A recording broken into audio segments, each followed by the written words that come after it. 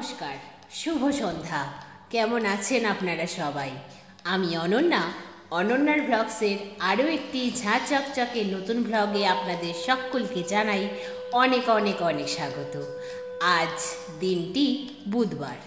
সকলকে ব্লগ শুরুর প্রথমার্ধেই জানাই শুভ মহালয়ার অনেক শুভেচ্ছা। এখন শুধু আগমনীর দিন গোনার অপেক্ষা, হাতে গোনা কয়েকটা দিন, তারপরেই দুর্গাপুজো।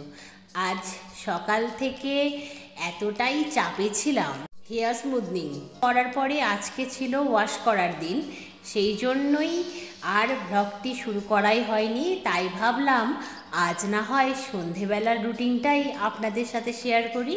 সেই মতোই সন্ধেবেলায় শুরু করছি আজকের ব্লগটি।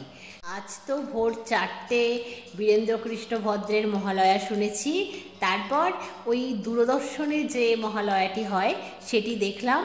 তারপর তো এক এক করে যা কাজ ছিল সেটি শুরু করেছিলাম, কিন্তু যেহেতু হেয়ার স্মুথনিং করার পরে চুলটি একেবারে সোজা করে রাখতে হচ্ছিল, তার জন্য অনেক নিয়ম মানতে হচ্ছিল, তাই সব কাজ করতেই বেশ লেট হচ্ছিল।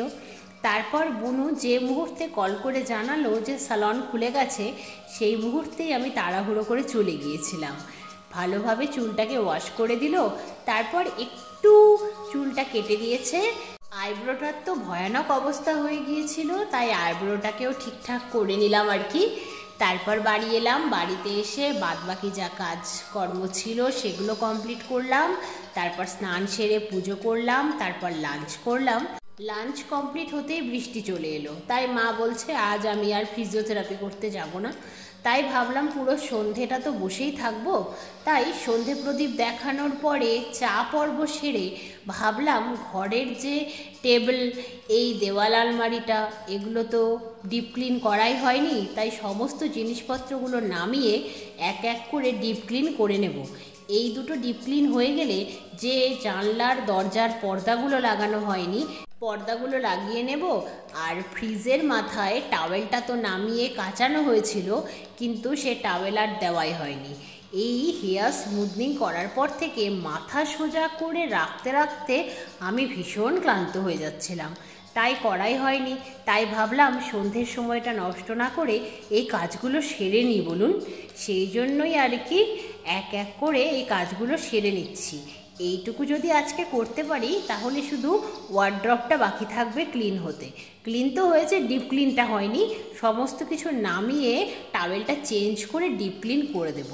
দেখুন, আপনাদের সাথে গল্প করতে করতে টেবিলটা তো ডিপ ক্লিন হয়েই গেল।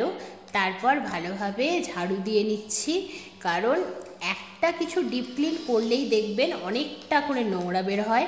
আর ওয়ার্ড্রবের পেছনটা তো হাত যায় না, টেবিলটাকে সরানোর জন্য হাত ভালোভাবে ঢুকে গেল, তাই ঝাড়ু দিয়ে বের করে নিলাম পেছনে থাকা নোংরাগুলো। সান্ত্বনা দিদি তো আর অত ভালোভাবে করবে না, এটাই খুব স্বাভাবিক।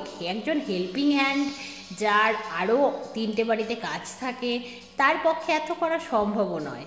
বাড়ির কাজ বাড়ির মানুষ যত যত্ন নিয়ে করে, হেল্পিং হ্যান্ডরা কি ততটা করে? তাও প্রতিদিন উনি অনেক সাহায্যই করেন, এটি তো অস্বীকার করা যায় না।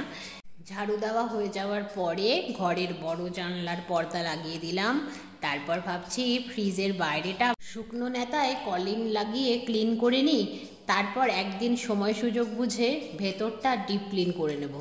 পুজোর তো আর কয়েকটা দিন হাতে আছেই, তার মধ্যে সব কাজ আমি কমপ্লিট করব। আর আপনাদের সাথে সবটাই শেয়ার করব, কারণ আপনাদের সাথে তো সব কিছু শেয়ার করাই হয়। যাই হোক, এইটুকু ক্লিন করে নেব। ঘড়ির কাঁটা তো 10টা 10, তারপর ডিনার করতে হবে, তারপর শুয়ে পড়তে হবে। আজ যেহেতু 4টেতে উঠেছিলাম, ভীষণ ঘুমও পাচ্ছে। আজ এই পর্যন্তই, আবার দেখা হবে অন্য একটি ব্লগে। সবাই ভীষণ ভালো থাকবেন। আজকের ব্লগটি কেমন লাগলো অবশ্যই জানাবেন। আজ আসি, বাই বাই।